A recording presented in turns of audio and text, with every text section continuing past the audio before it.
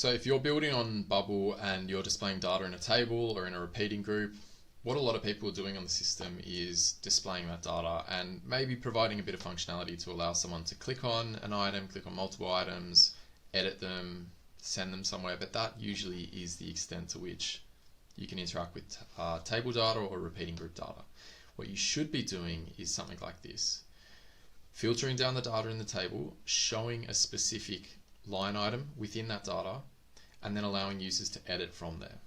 Whether they be editing something like a description, in this case for a project, adding in additional bits of information or additional connected data sets and data types to this individual data type that we're looking at, or even going as far as connecting things like rich text editors with templates for meeting minutes, as I have in this example here. There's a million use cases for this that could be built specific to a different app or a different product, but this is the way that you should be using and leveraging something like a table and repeating group on the system. And in this video, I'm going to go through how I do that. It's really, really simple, and it will just allow you to build out much better products that have more power and allow your users to do more and look more like real proper SaaS platforms.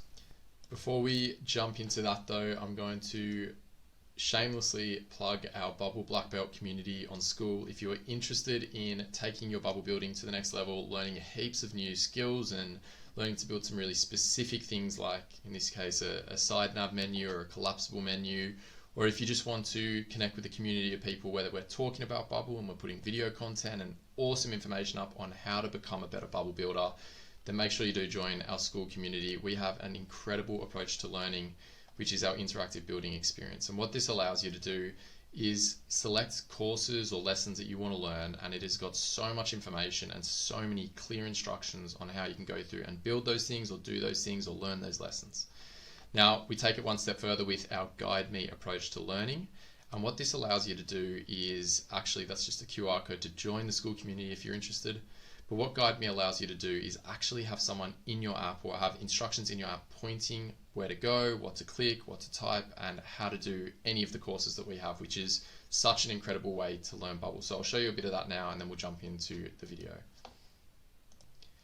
So we are in our interactive, I'll just move this over, interactive building experience here. And as you can see, I've got a marker on the page telling me exactly what to do. It's literally telling me where to go next. It is such a cool way to learn Bubble. We're going to call this something different. Let's call it, actually let's do side menu. I'm not even sure if I've already got one of these pages, but it is such a great way to learn Bubble. If you are interested in learning Bubble and developing your skills with this product, then this is the way to learn. Join our Skool community. You will not regret it. It's an awesome way to learn, and we have so much content. We're putting out about 5 of these interactive building experiences every single day.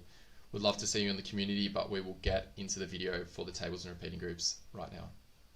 So we'll jump into doing it. The one thing I will say is that in this video, I'm going to copy in a table that I've already got, or I'm going to paste in a table that I've already got. If you need to learn how to build a table and get to that stage, go and join our Skool community. There's heaps of stuff there that will literally take you point and click through that process. But I'm going to assume in this video that you've got a table already and now you want to start leveraging the data in that table the way that I did at the start. So we'll add a new page. So just click up the top, click add a new page, add that in. And then once the page is added, make sure that the layout is column. Do 1400 for the builder width, so we've got a bit of space to work with, and then you can just call it like table or whatever you want. This is just to have somewhere to work with. We'll click on paste or drop in the table. If you've got a table in somewhere else in your app, you can work from there, but I'm just going to drop this table straight in, and I'll put a group in there actually first, just so I can keep this table in a group.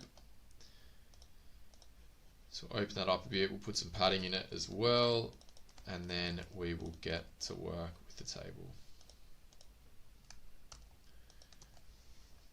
Awesome. So we've got our table, and the next thing that we want to do is we want to be able to allow users to either click on a row, because that's something that I didn't cover at the start. You can actually have them clicking on a text, which is we can fill the row with, or clicking on a button, and then that opens up a new group showing the specific data from this row. Now the way that I'm going to do it in this video is by clicking the icon, but I'll also go into how you can do it with the text. The first thing that we're going to do is set up somewhere to display that data. So we'll go to our asset search box, we'll type in group, we'll drop a group onto the page, and we're going to, I always call this just view something. So we're going to call this view project in this case because that is the data that we're displaying in the table. Open this group up a bit, so we'll do fit, we'll uncheck fit width to content and fit height to content.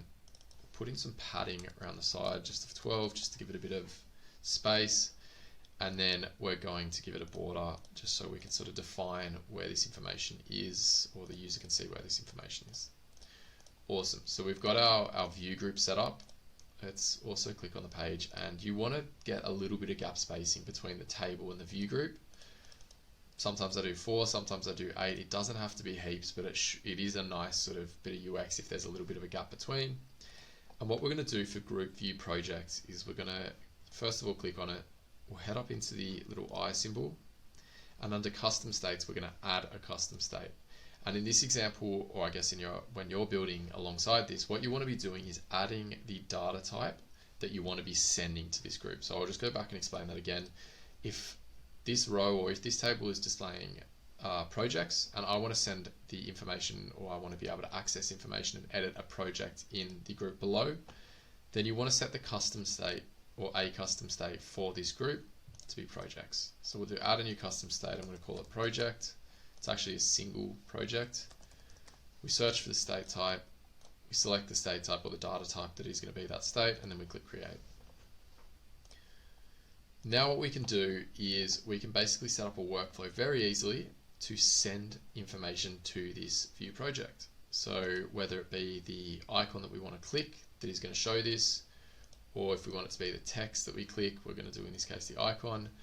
Select what you want to send the data there, or what you want to be the trigger for revealing the project. Go to the appearance tab and then do add workflow. Under add workflow, what we're going to do is click here to add action. I'm going to click element actions and then set state. So what you want to be setting is a state for this view group that we've just set up. So search for the view group, in this case view project. Select the custom state as project being the data type that we're going to send, and then in value select current rows project. So what we're doing here is we're saying that we want to send the data for this current row to the view project group, which is pretty cool. So with view project now, what we're going to do is we're going to set the content type to that same data type. So we're going to set the content type for group view project to be project, and the data source is going to be group view projects project.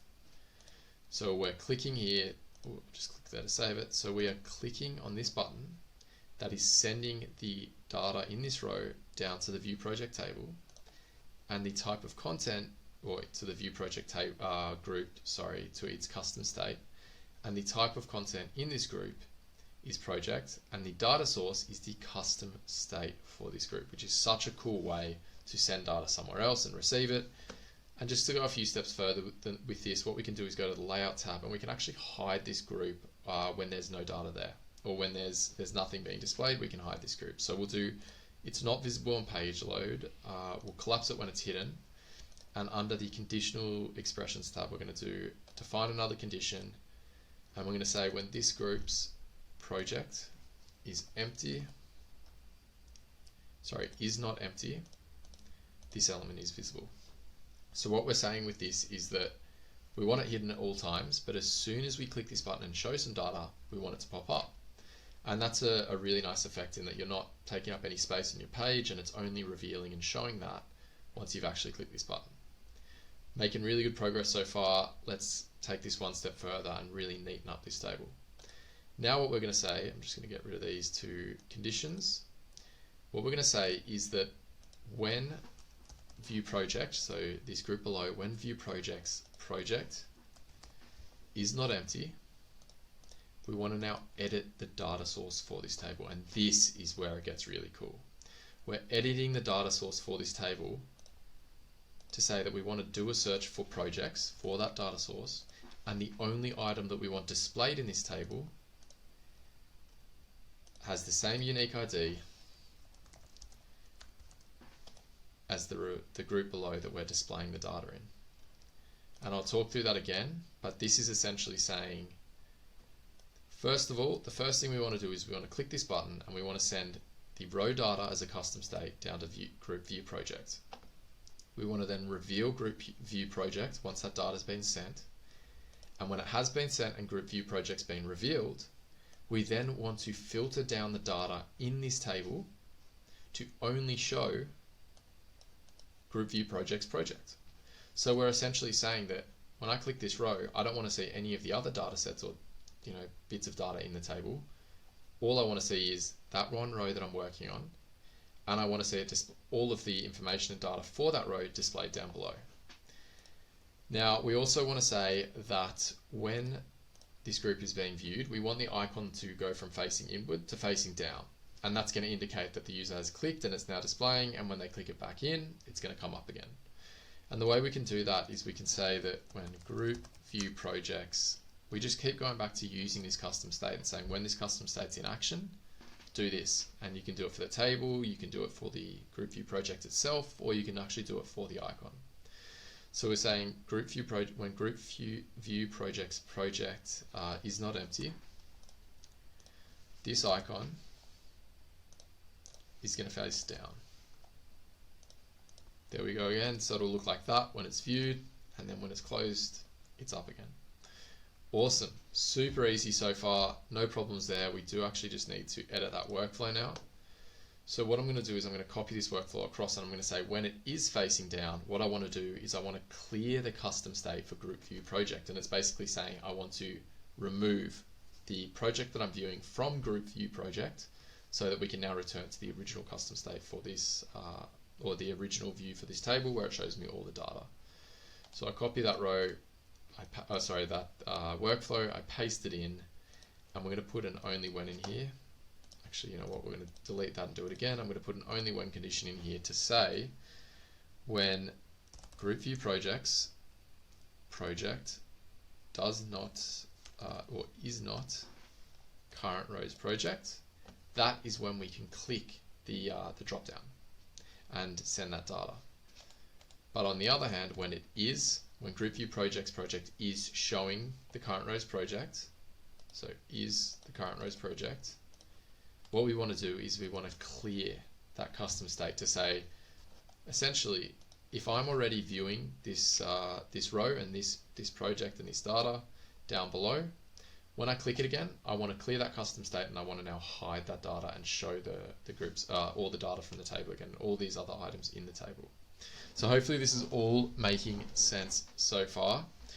Now, if you want to start building this out, what you can do is then drop some text in, you can drop some items in, you can drop some additional connected data types within this data that you're showing, and then start to display them in the table as well. So for this example, I'm just going to do the description and the title.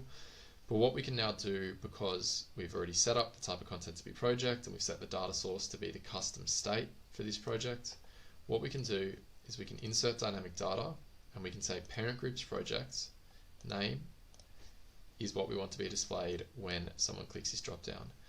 And I haven't tested this yet, or I haven't looked at it. I've literally just built it out without editing or stopping this video. So let's have a look and see how this works. Not actually sure if I've set up to even be able to view this table, so I'm going to jump back in. Let's have a look. We want this element visible on page load. I'm just going to pause the video while I check this. Alright, so I sorted it out. It was under layout I had this element is visible on page load unticked, and that was just from my when I copied the table across from another page. So make sure this element is visible on page load. We can now go across. I'm just going to refresh this again. Now obviously this is an existing table that I had set up. I've copied across and just then set up everything again. But we can now see if I click on that item, it opens up a section below which is specific to the item that I've clicked on. We can close it again. And the same goes for this second item in the table. We're now viewing a different item. And that's where you can start to build it out and put in things like a description. So you'll notice that I put in just the name, but we could change this to be the description. We could put in a way to access documents. We could put in some groups and buttons so that people could start interacting with and managing this item we've clicked on. So many different use cases for it. Hopefully that's been a good sort of starter video that's given you a bit of an insight into how you can really leverage and utilize data better on the system. As I said at the start of the video, if you are interested in learning to build this sort of stuff and to build in this way and to think in this way when you're building on Bubble, make sure to join our Bubble Black Belt Skool community. There is so much stuff in there that will get you to this level very, very quickly. Hope to see you in the community. Thanks for watching.